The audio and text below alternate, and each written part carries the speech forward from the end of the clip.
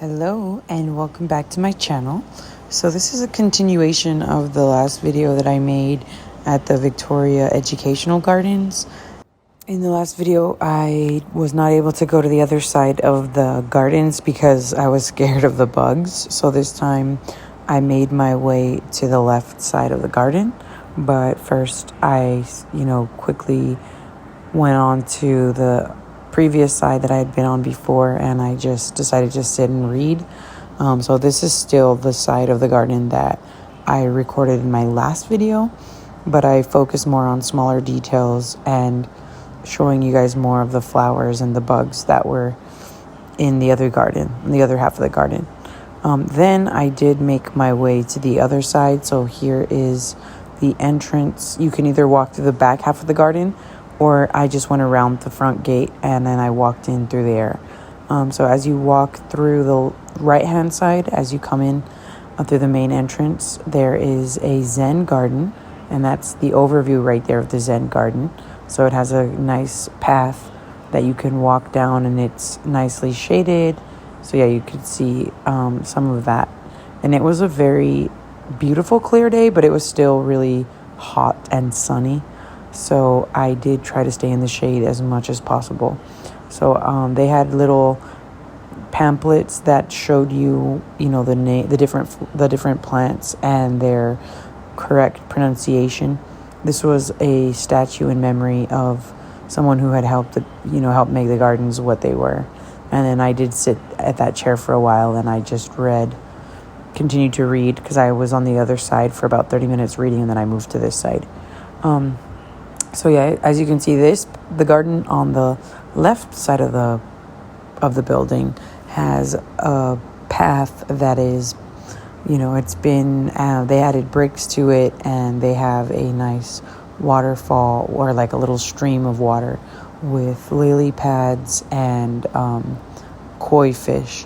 But because the lily pads were kind of growing like all over the place, which I think is beautiful because it makes it seem like an authentic little pond with lily pads that grow naturally. You could see the koi fish swimming underneath, and other types of fish as well. Some of the lily pads had flowers growing, and then I thought that was really nice how they had the water cascading down the rocks, and it just kind of had like a natural flow to it. It was very beautiful. And then I walked down to the back side of the pond, and you could see it looks very tropical. Those look like banana trees.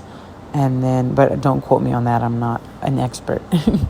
And then they had like a little paved area. You can go alongside the pond to see. I'm not sure how much of it you can see on camera, but I was able to see it in person. And then I think I only get a quick glimpse of the koi that were in the pond. But there were other little fish as well. And that was really nice to just walk around and kind of, relax. It is very relaxing to walk through the gardens. And here you had some really nice pink teacup-looking flowers they just seemed really healthy. And there were some bees and butterflies that were flying past them, pollinating them. And then they had several areas if you wanted to just sit down. They had some benches you can just sit down on and rest or read or meditate. And that brings me to the next part of the garden. This is the meditation area where you can, you had a shaded area where you could just sit and meditate. And then this sign shows you different flowers that grow native in Texas, and you could spot several of them in the garden. So the garden smelled really beautiful, really fragrant, because the flowers were in full bloom. There were lots of butterflies and bees and such just flying around.